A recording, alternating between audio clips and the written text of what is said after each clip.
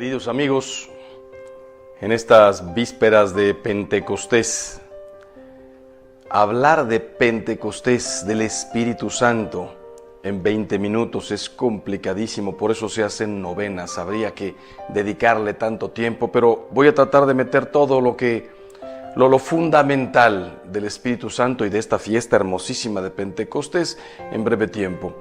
Y quiero comenzar con una anécdota, por llamarla así, de el padre Raniero Cantalamessa, muy interesante. Dice: ¿no has visto a alguna persona o a tres hombres empujando un coche para ver si arranca? Y no arranca, y no arranca. Y se acaba la bajadita y comienza lo liso y empiezan a empujar más fuerte. Hay una pequeña subidita, están todos ahí desesperados y el coche no arranca. Y de pronto arranca y ya, inmediatamente parte, agarra velocidad, el que está en el volante acelera, los otros tres inmediatamente se distancian del automóvil y dice el padre Raniero: eso es más o menos lo que pasa cuando estás lleno del Espíritu Santo. Si no tienes al Espíritu Santo, te falta el motor. Y entonces vamos empujando las virtudes, vamos luchando contra todas nuestras debilidades, vamos en una vida con una cantidad de problemas hasta para perdonar, para olvidar, para querer, para servir.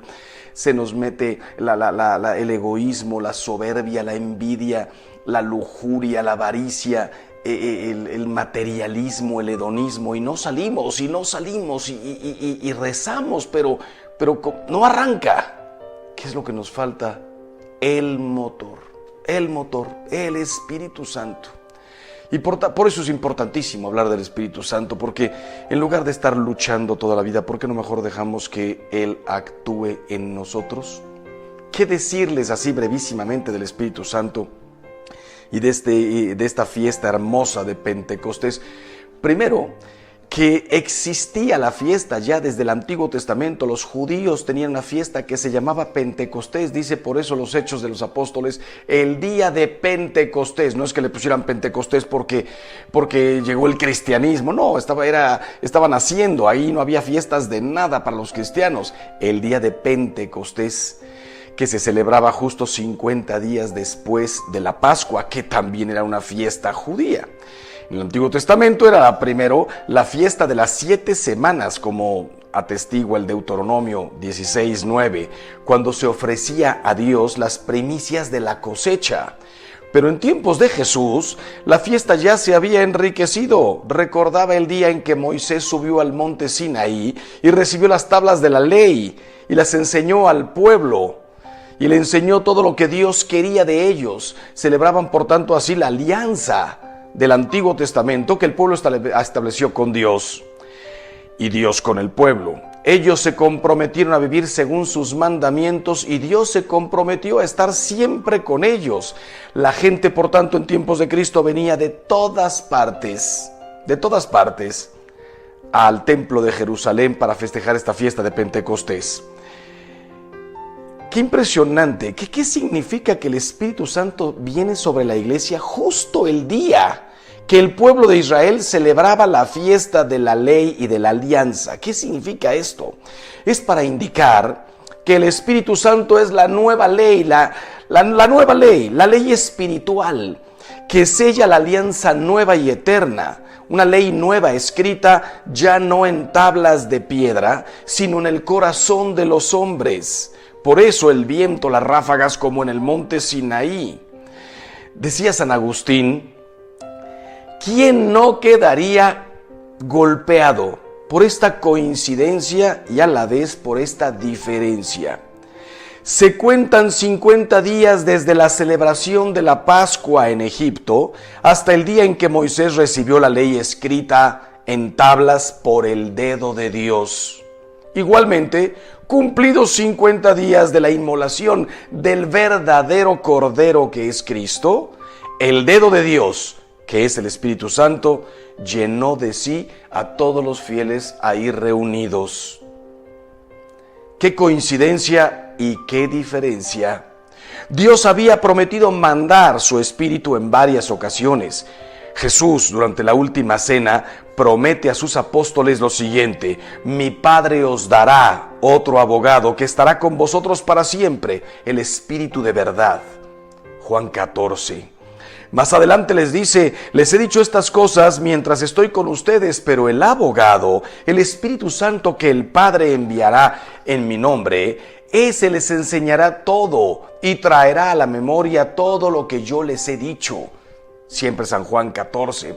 Al terminar la cena les vuelve a hacer la misma promesa: les conviene que yo me vaya, pues al irme vendrá el abogado. Muchas cosas tendría todavía que decirles, pero no se las diré ahora. Cuando venga aquel, el Espíritu de verdad, os guiará hasta la verdad completa y os comunicará las cosas que están por venir. Juan 16. En el calendario del año litúrgico, después de la fiesta de la Ascensión, a los 50 días de la resurrección de Jesús, de la Pascua, celebramos la fiesta de Pentecostés. Pero parecería que hay dos Pentecostés, por lo que indica la liturgia. ¿Por qué? Porque para Lucas, 50 días después de la Pascua, viene el Espíritu Santo para todo el pueblo. Y en cambio para Juan, el mismo día de la Pascua, no 50 días después, el mismo día, dice Jesús: recibid al Espíritu Santo, y sopló sobre ellos. O sea que los apóstoles, los 11, ya recibieron ahí el Espíritu Santo. ¿Se contradicen estos dos textos? No, no se contradicen, se integran.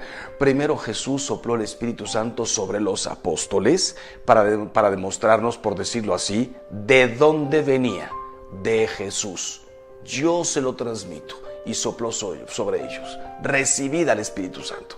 50 días después vino sobre, por decirlo así, toda la iglesia, el nuevo pueblo, hasta los confines del universo. Uno es de dónde viene y el otro a dónde nos lleva. Les había pedido que esperaran en el cenáculo. Nosotros no estamos en el cenáculo. Nuestro cenáculo es una actitud, es una situación, es la propia alma. Y estamos en las vísperas de Pentecostés ahí esperando junto con María. Pero también es curioso que ha habido otros Pentecostés, por decirlo así, durante toda la historia. En la creación, dice el Génesis, al principio, mientras el Espíritu se cernía sobre las aguas, el Espíritu de Dios presente desde la creación. En el templo de Jerusalén construido por Salomón, dice el segundo libro de las Crónicas, que durante la consagración la gloria de Dios llenó el templo. Los sacerdotes no podían ni entrar. En la encarnación, el Espíritu Santo te cubrirá con su sombra. Un Pentecostés justo para María. En la fiesta de Pentecostés, el día de Pentecostés, se llenaron todos del Espíritu Santo. Pero también en cada Eucaristía, decimos los sacerdotes: por eso te pedimos que santifiques estos dones con la efusión de tu Espíritu, de manera que se conviertan para nosotros en el cuerpo y la sangre de Cristo. Y pedimos que venga el Espíritu Santo. Y en la historia de mi propia alma, en una novena, cada vez que rezo con fe el Ven Espíritu Santo, estoy recibiendo al Espíritu Santo dentro de mí.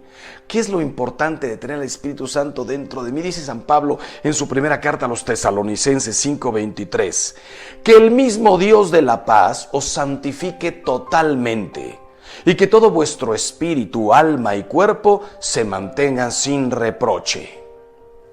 Cuerpo, alma y espíritu. Nosotros toda la vida habíamos pensado que somos una dualidad, cuerpo y alma. Dice San Pablo: no somos una dualidad, somos una tríada. El Espíritu Santo forma parte de nuestro ser.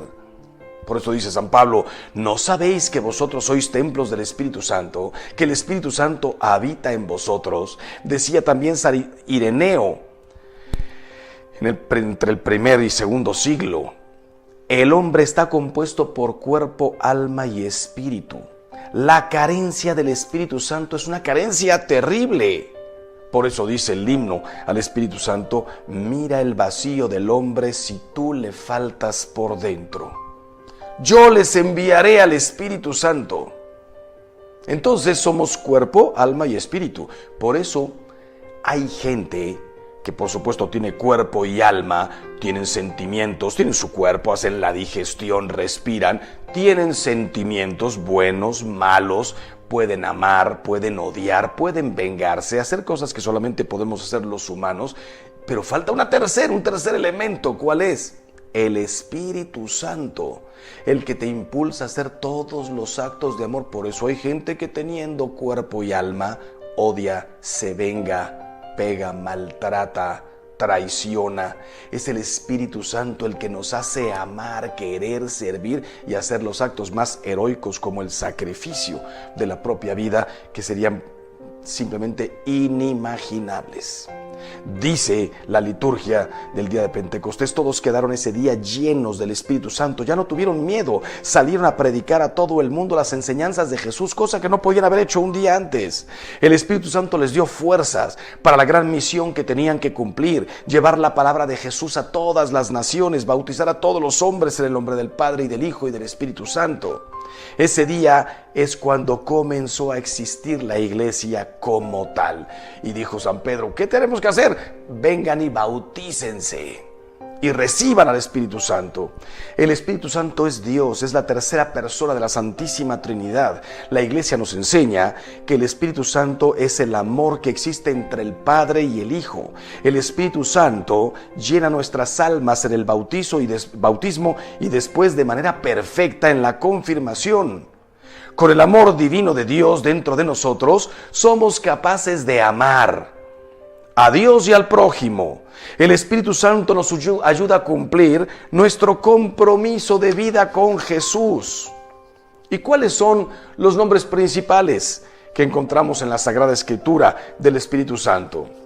Ha recibido varios nombres a lo largo del Nuevo Testamento, sobre todo: el Espíritu de verdad, el abogado, el paráclito, es decir, el defensor, el consolador, el santificador.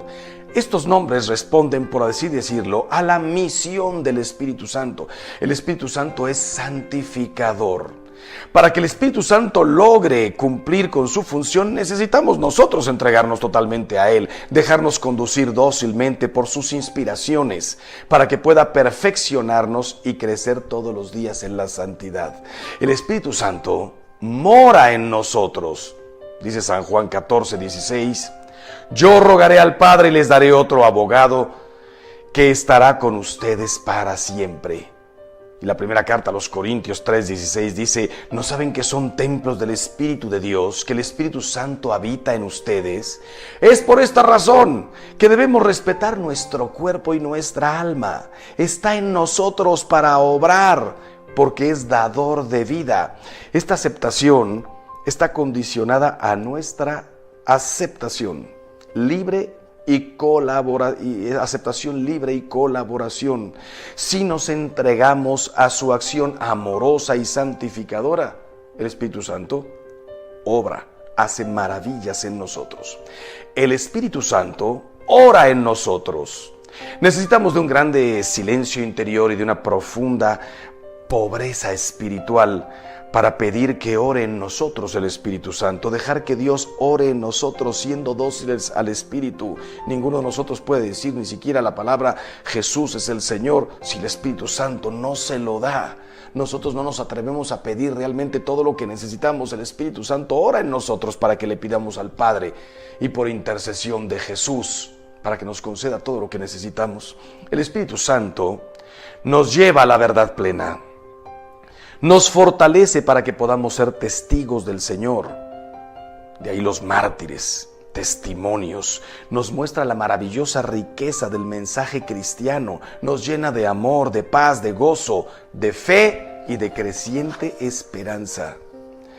¿Y cuáles son los símbolos del Espíritu Santo? Estos símbolos, porque siempre decimos la paloma, nos revelan los poderes que el Espíritu Santo nos da. ¿Cuáles son los símbolos principales del Espíritu Santo? Primero, el agua. El agua es símbolo del Espíritu Santo porque limpia, purifica, como en el diluvio, en el bautismo, el agua salida del costado de Cristo, el día de la crucifixión, en el momento cumbre de la pasión, en el momento en que muere, salió de su corazón sangre y agua, los sacramentos de la iglesia. El agua purifica.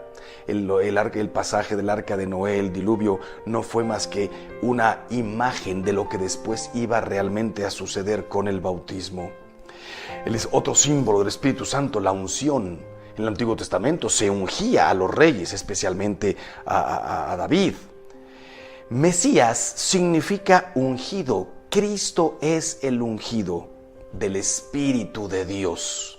En Oriente, en las iglesias de Oriente, se llama crismación. Nosotros lo llamamos confirmación. El fuego, la energía transformadora de los actos del Espíritu Santo. Ya desde el Antiguo Testamento dice, surgió Elías como el fuego, cuya palabra abrasaba como antorcha, le quemaba por dentro, sus palabras eran de fuego. Con su oración atrajo el fuego del cielo sobre el sacrificio del monte Carmelo. Juan Bautista anuncia a Jesús como quien bautizará en Espíritu Santo y fuego. Jesús dirá, he venido a traer fuego sobre la tierra. El Espíritu Santo. El Espíritu Santo se posó en Pentecostés sobre los apóstoles y sobre María en formas de lenguas de fuego. San Pablo dirá a los tesalonicenses, no extingáis el Espíritu. Se extingue el fuego. No extingáis el Espíritu, no lo apaguéis. El fuego es un elemento que limpia. Por ejemplo, se prende fuego al terreno para quitar las malas hierbas y poder sembrar buenas semillas. El fuego se usa para purificar. La nube y la luz, como con Moisés en el Sinaí, en la tienda de reunión, en la marcha por el desierto, sobre María, dice, te cubrirá con su sombra. En la transfiguración vino en una nube y cubrió con su sombra a los apóstoles. Una voz de la nube se oyó que decía, este es mi Hijo amado. En la ascensión, una nube ocultó a Jesús de la vista de todos los discípulos que estaban ahí. El sello, Dios lo ha marcado con su sello, como una unción. ¿Qué significa este sello? El carácter indeleble de los sacramentos, el bautismo, la confirmación, el orden sacerdotal. Por eso, qué ridículo cuando uno dice, yo voy a negar mi bautizo. Es indeleble, indeleble. Me voy a cambiar de iglesia. Estás bautizado para toda la eternidad en la Iglesia Católica. Estás bautizado en el nombre de Cristo. La mano. Qué interesante esto de la mano. Jesús cura enfermos imponiéndoles las manos, bendiciendo a los niños. Los apóstoles harán los mismos gestos. Este signo de la efusión todopoderosa del Espíritu Santo, la Iglesia lo conserva en sus epiclesis sacramentales. Cuando invoca al Espíritu Santo, por ejemplo, en la ordenación de los sacerdotes y se les imponen las manos. Los sacerdotes en cada Eucaristía imponemos las manos sobre las ofrendas, llamando al Espíritu Santo sobre ellas para que los transforme en el cuerpo y la sangre de Cristo. Le decía San Pablo en una carta a Tito y a Timoteo, recuerda cuando te impuse las manos. La iglesia siempre lo ha tenido esto presente. El dedo, dice el Evangelio de San Lucas, que Jesucristo dijo, por el dedo de Dios expulso yo a los demonios. El dedo de Dios. La ley de Dios, dice el Antiguo Testamento, estaba en tablas de piedra escritas por el dedo de Dios, un símbolo del Espíritu Santo. La paloma. La primera vez que escuchamos de ella fue en el diluvio.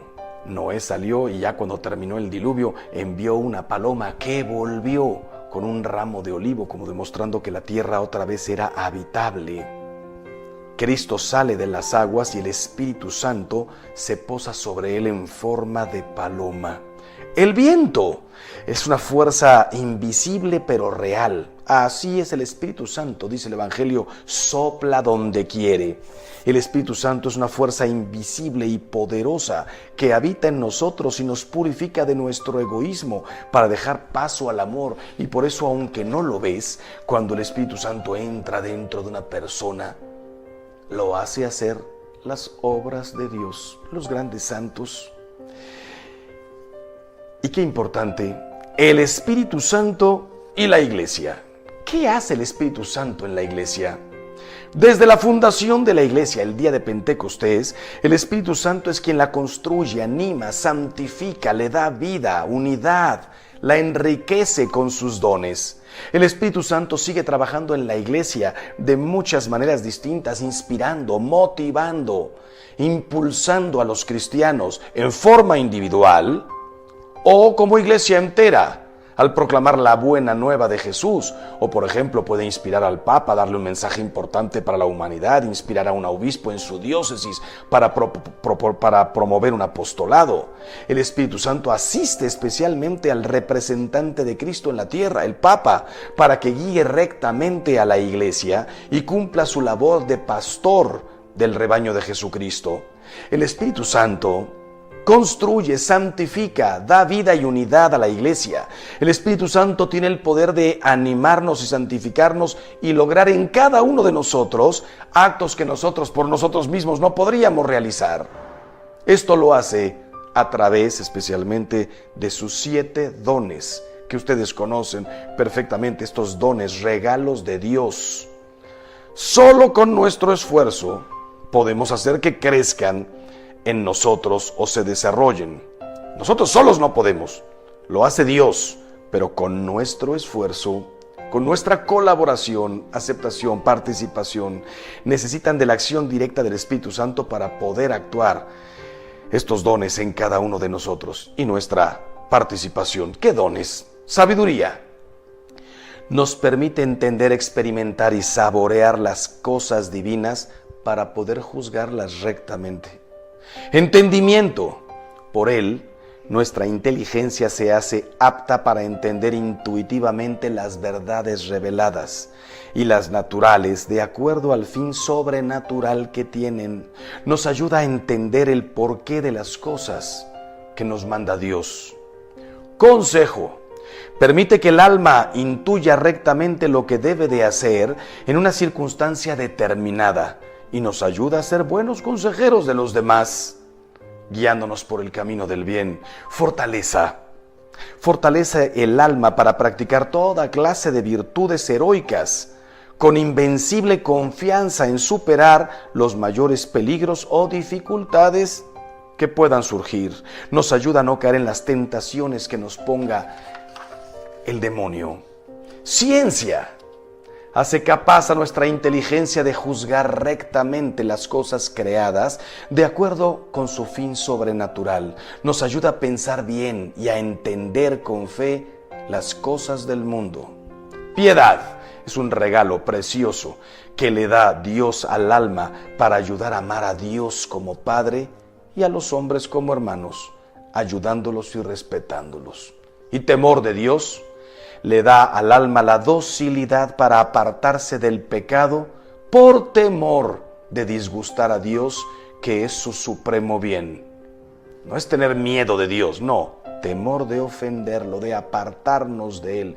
Nos ayuda a respetar a Dios, a darle su lugar como la persona más importante y buena del mundo, a nunca decir nada en contra de Él.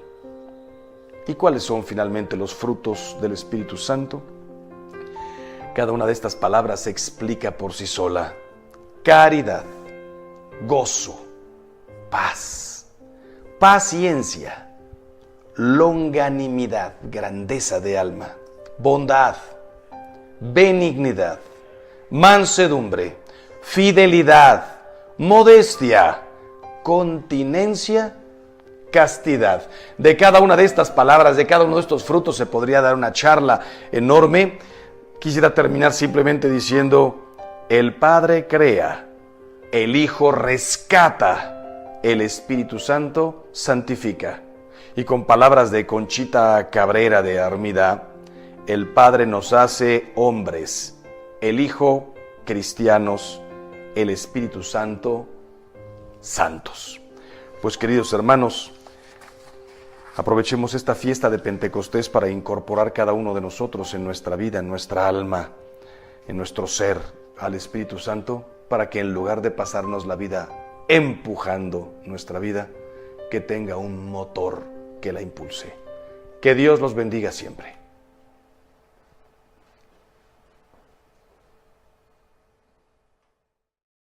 Queridos amigos, soy el Padre Ángel Espinosa de los Monteros y es un placer compartir con ustedes hoy algo más que una reflexión. Esto es toda una explicación, sí, también una reflexión, pero una explicación sobre la fe. Y ojalá que la compartas con cuanta gente conozcas. Le puse, después de haber leído unos cuantos libros y experiencia personal, le puse como nombre tal cual, ¿por qué soy católico? Piensen ustedes que primero católico significa universal. Hoy mucha gente hasta para atacar dice católicos y no saben ni lo que están diciendo. Nos están gritando universales como si fuera un insulto. Era la Iglesia universal, la única que existía. Hoy ha habido divisiones, pero fíjense bien lo que dice San Pablo en su carta a los Efesios 4:5. Un solo cuerpo y un solo espíritu, como una es la esperanza a la que habéis sido llamados, un solo Señor, una sola fe, un solo bautismo, un solo Dios y Padre. La fe vale más que el oro, y por ello, si dudas, cerciórate antes. Si está cierto, comparte tu fe. Si la perdiste, recupérala, porque vale oro, más que el oro. A veces uno escucha, yo antes era católico, ahora en cambio soy, y empiezan, no tengo ningún inconveniente, luterano, anglicano, calvinista, cristiano, ya no digamos cuando no soy nada. Yo no apruebo que te salgas, que te vayas. Salirte de la iglesia no te puedes salir porque los que están bautizados en la iglesia católica no es un club, no es que me devuelves la credencial, le hago una perforación, no, es un bautismo. Nadie se puede salir, pero puedes dejar de frecuentar, te puedes alejar. Yo no apruebo que te alejes de la iglesia católica, pero respeto tu decisión de cambiar la fe que Dios te dio por la que a ti te gusta. Pero permíteme al menos decirte algo. ¿Por qué soy católico? ¿Y por qué quiero seguir siéndolo hasta el último día de mi vida? Primero, yo soy católico porque es la iglesia que fundó Cristo. Así de fácil y sencillo. Todo lo hace Cristo. Lo hace para nuestra salvación. Si Cristo fundó una iglesia, lo hizo para salvarnos y todos debemos adherirnos a ella. Cristo no fundó ninguna, entonces todas las iglesias son falsas y no debemos pertenecer a ninguna.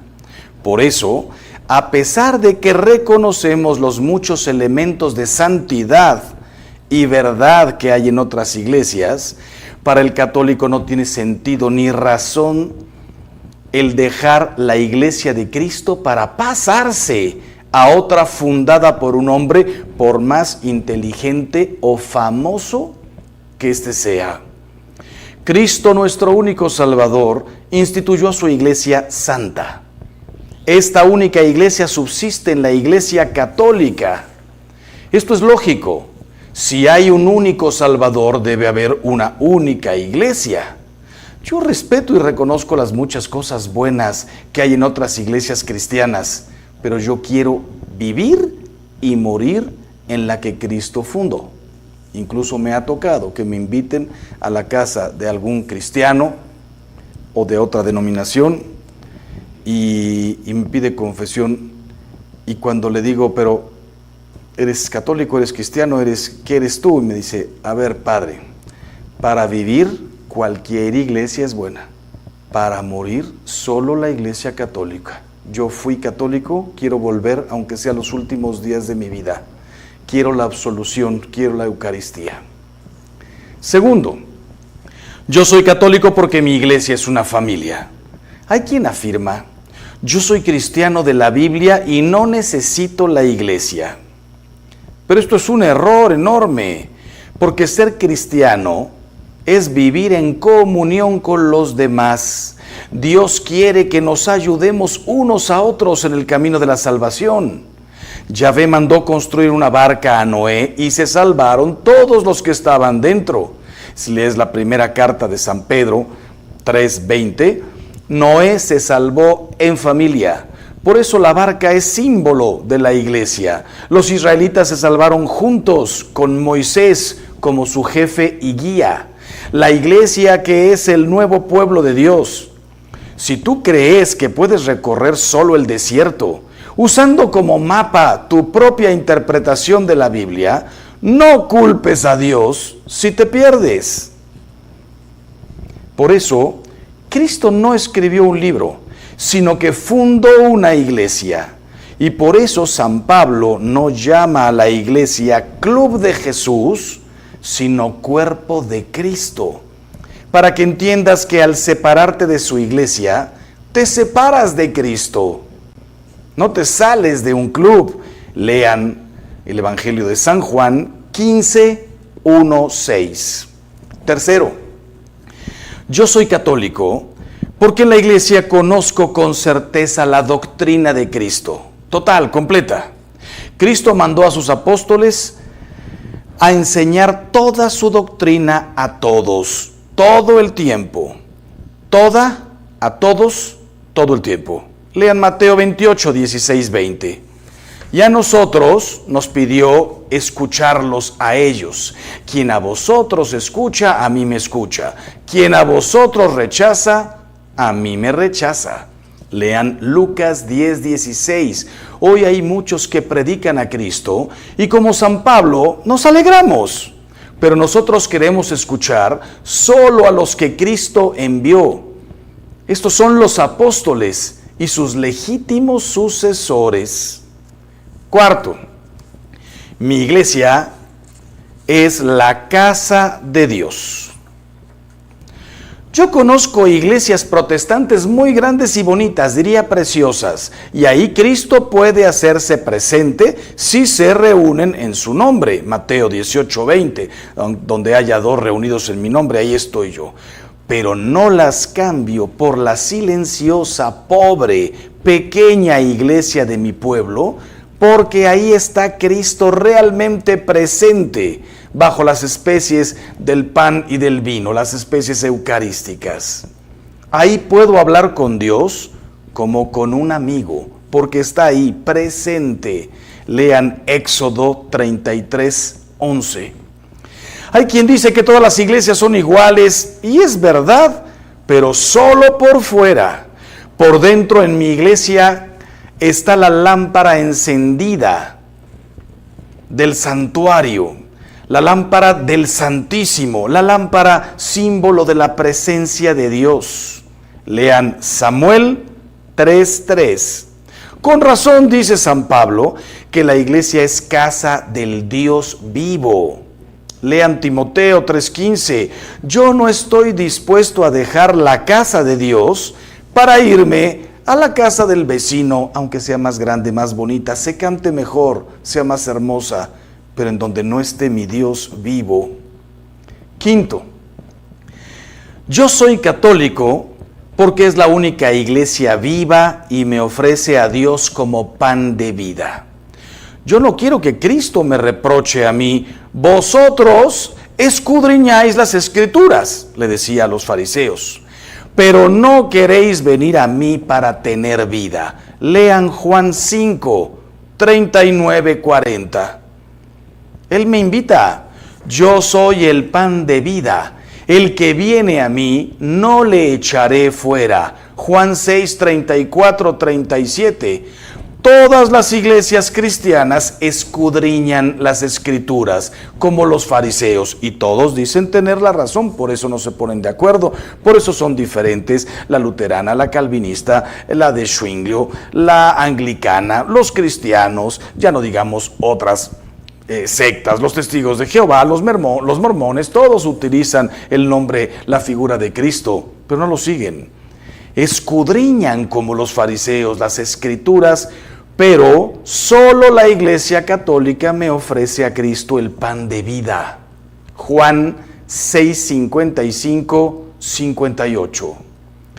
Si Cristo me dejó la Eucaristía como memorial de su amor, ¿cómo me voy a olvidar de su amor? No hay duda de que en todas las iglesias se predican cosas bonitas de Cristo. Pero ¿qué me dan que valga más que recibir a Cristo en la Eucaristía?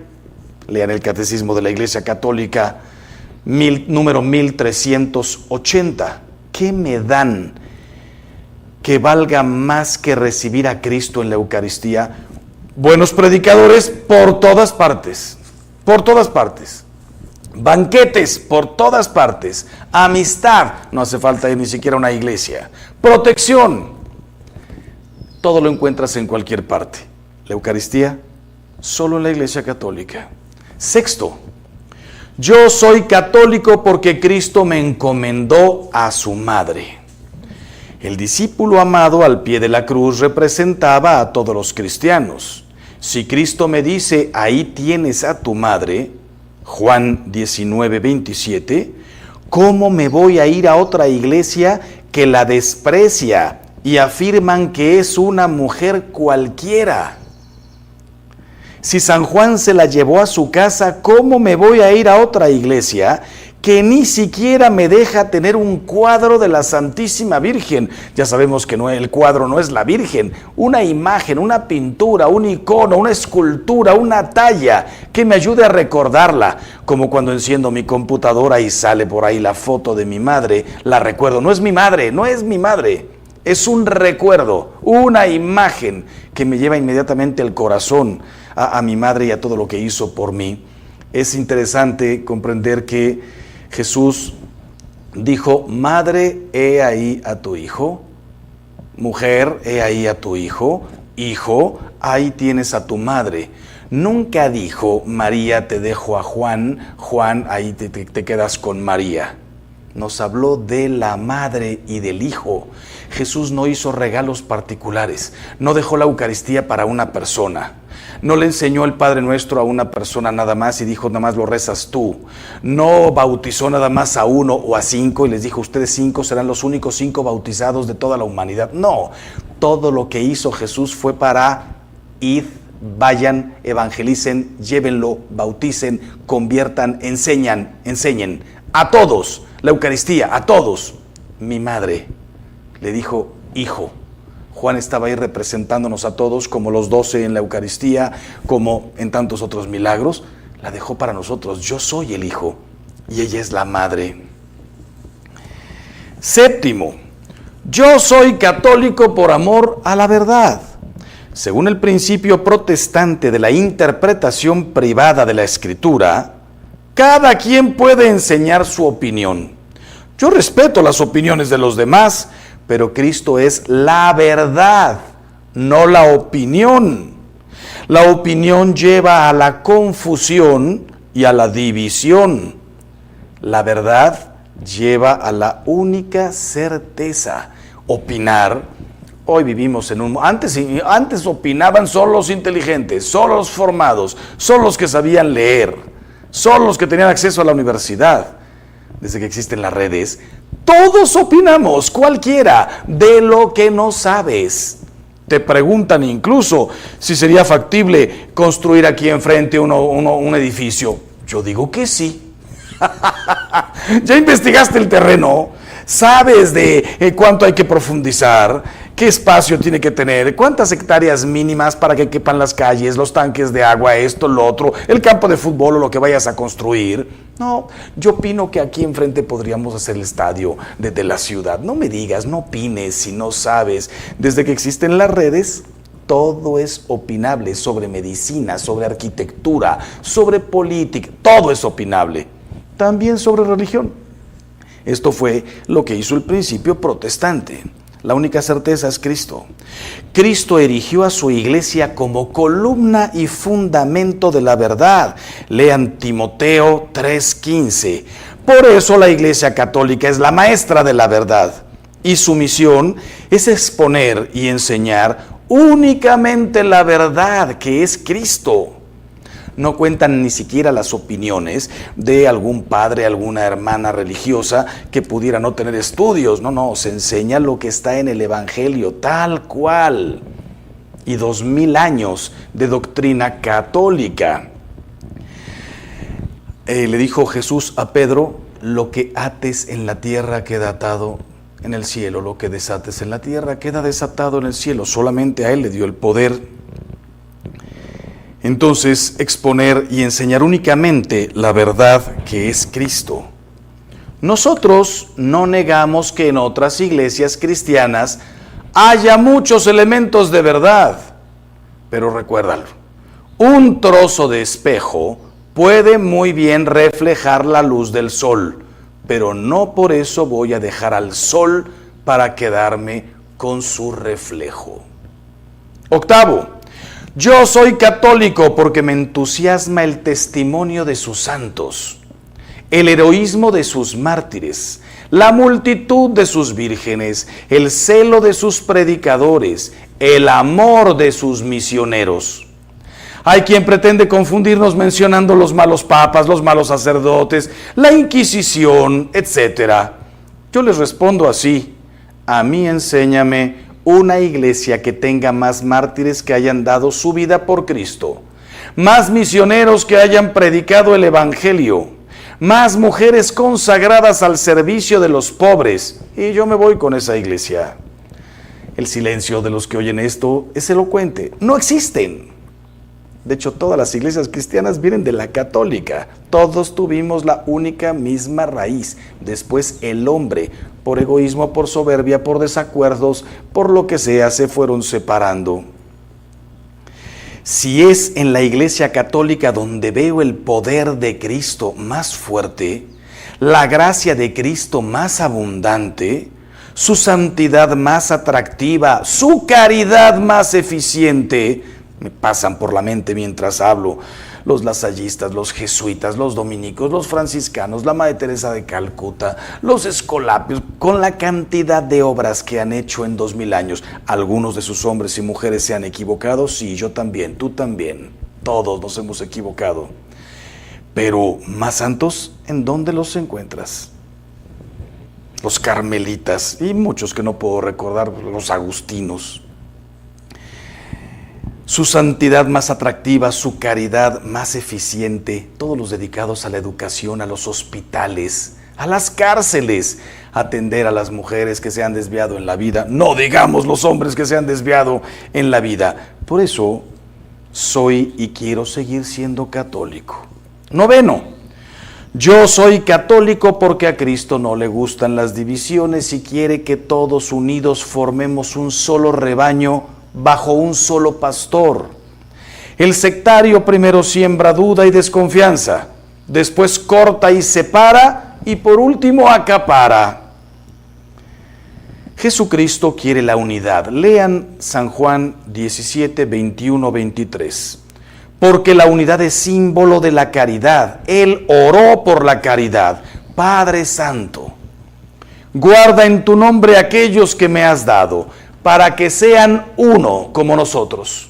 No ruego solo por ellos, sino por los que han de creer en mí por su palabra, para que sean uno.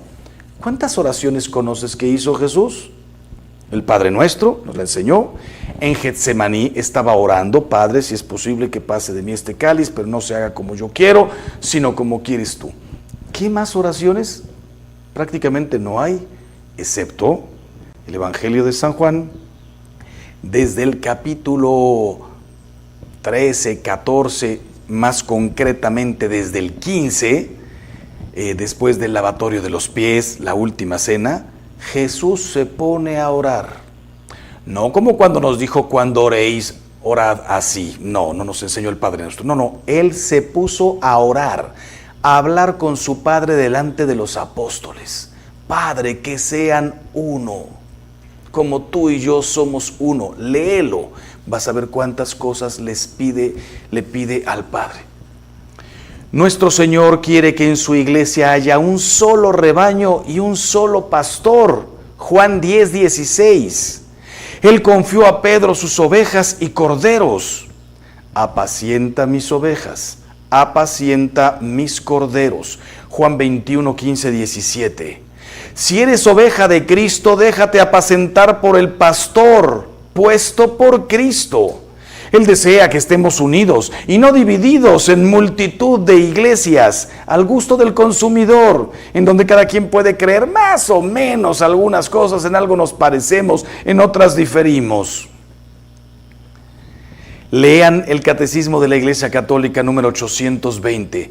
Los apóstoles, los que conocieron, los que tocaron, comieron, bebieron con Cristo, nos exhortan a la unidad. Un solo cuerpo y no miembros divididos, un solo espíritu y no muchos espíritus, una sola esperanza, un solo Señor, una sola fe, un solo bautismo, un solo Dios y Padre. Efesios 4:4. Hay algunos cristianos que dicen que ellos solo aceptan la Biblia y se autonombran pastores con derecho a formar su propio rebaño, fundar su propia esperanza, inventar su propia fe y establecer su propio bautismo. Y en definitiva, no aceptan otro señorío que el de su propia razón y juicio para interpretar la Biblia. Cuando perfectamente el apóstol San Pedro dejó dicho, ningún pasaje de la Escritura está abandonado al propio albedrío, a la propia interpretación. 10. ¿Por qué? ¿Por qué soy católico? Porque mis padres me bautizaron. Yo soy católico porque mis padres me bautizaron. Es verdad, no me avergüenzo, porque un padre quiere siempre lo mejor para sus hijos. A otros les heredan dinero, a mí me heredaron la fe y no la cambio por nada del mundo. Es que hoy nos deberíamos bautizar todos a los 20 años para que cada quien escoja lo que quiera. Cuando yo amo a un hijo, a una hija, con todo mi corazón, le doy el mejor alimento, las mejores cosas, todo lo que puedo, lo mejor, las mejores caricias, los mejores abrazos, la mejor, la única, verdadera fe.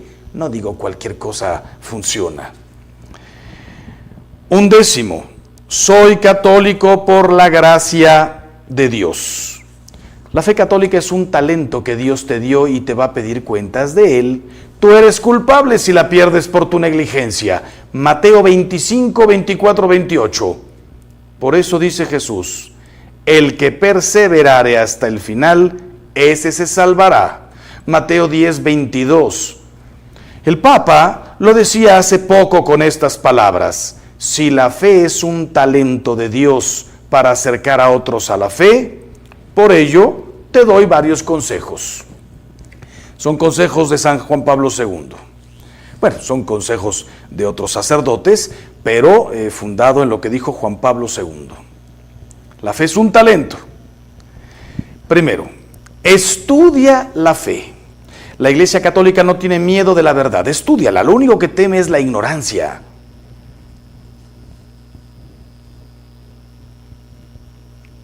Martín vendía piedras en el desierto para coleccionistas. Un día, un geólogo entró en su tienda para comprar un recuerdo para sus hijos. Tomó una que le llamó la atención y preguntó, ¿cuánto vale? Todas valen $20, pero como esa no es muy bonita, la vendo en 10. El cliente pagó el precio y se dirigió al banco a depositarla. Era un zafiro en bruto que valía más de 1 millón, pero él ignoraba su valor.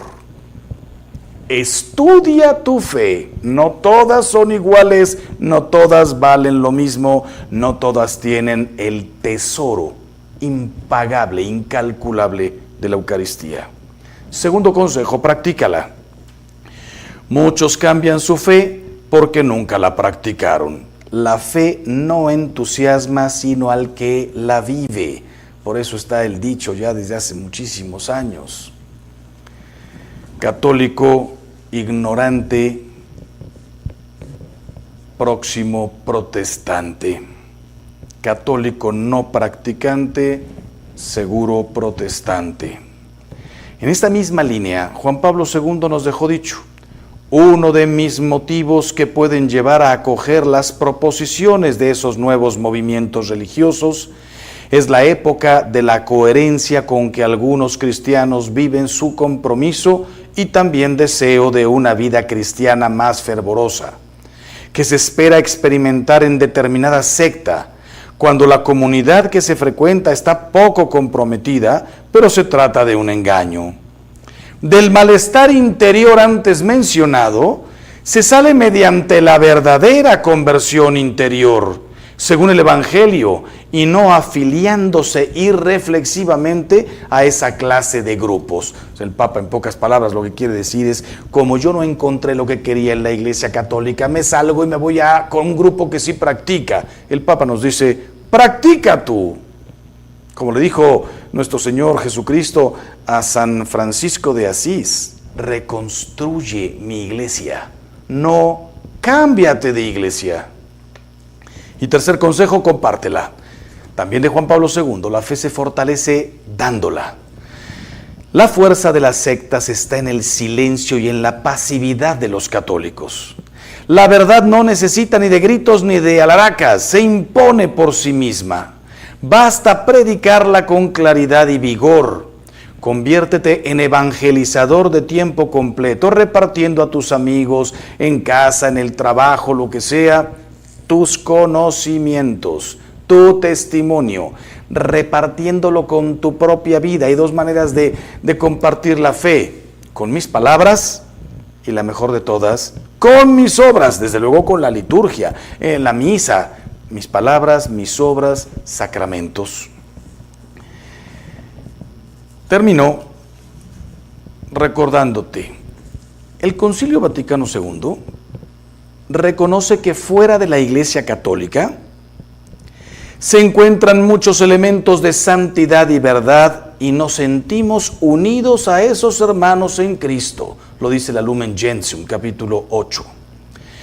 Pero con igual firmeza afirma que la plenitud de la gracia y de la verdad fue confiada a la Iglesia Católica, y a esta Iglesia le confió todos los bienes de la nueva alianza. Unitatis Redintegratio 3.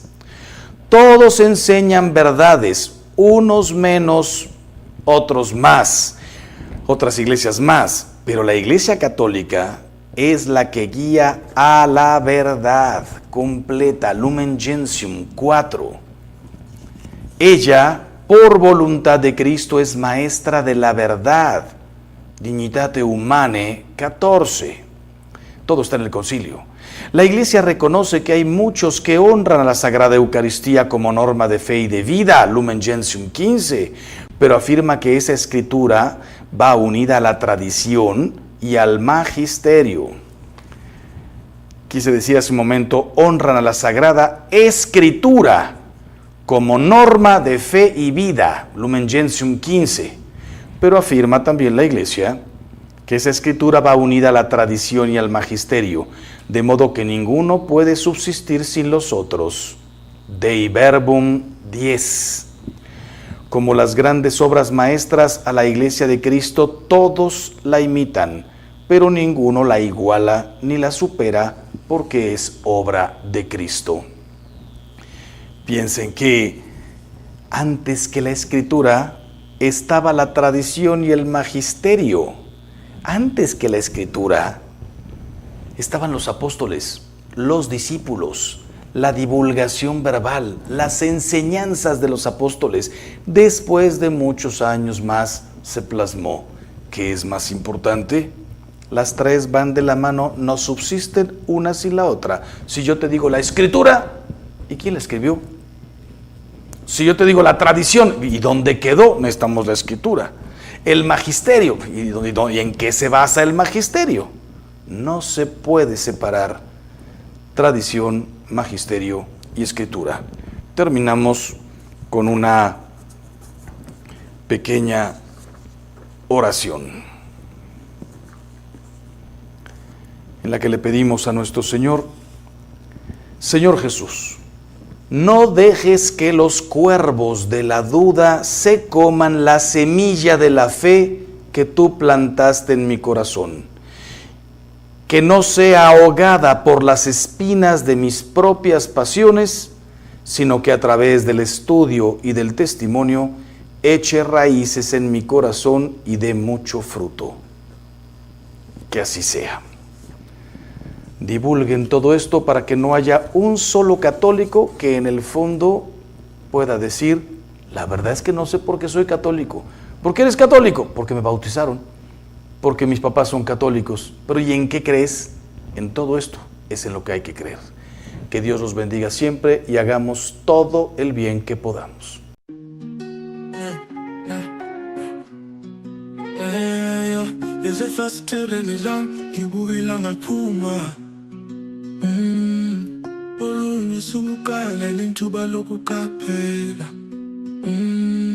Uhle sintwende esidlule indlela umhlaba ophenduka ngayo.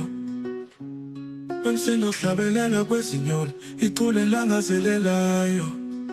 Okwamsuswana wokuthula, umsuswana wokuzola, umsuswana ophefumula, umhlaba ufuthumele. Bekubone nobumnene kwakhanya kwasekuseni, njengoba izinyoni zicula izingoma zazo. Futhi yonke into sesilungile. Siyandisa sindise amazwi azowahlangane. Isimfoni yemvelo isigqisa phezulu kakhulu. Bangikhumbuza inkululeko, indlela abandanza ngayo phezulu. Elulela amaphiko esakaza umlayezo wothando. Okwamsuswana wokuthula, umsuswana wokuzola, umsuswana ophefumula, umhlaba ufuthumele. Bekubone nobumnene kwakhanya kwasekuseni, njengoba izinyoni zicula izingoma zazo. Futhi yonke into sesilungile. Impilo iwuhambo, ingoma esicula ngayo sonke. Ukuphakama kwayo nokwehla kwayo, injabulo yayo kanye nodosi lwayo. Kodwa phakathi kwezingushunqushu kukhona ubuhlobo ongatholakala, njengokukhala kwezinyoni okunanela kuthuthuza ingqondo.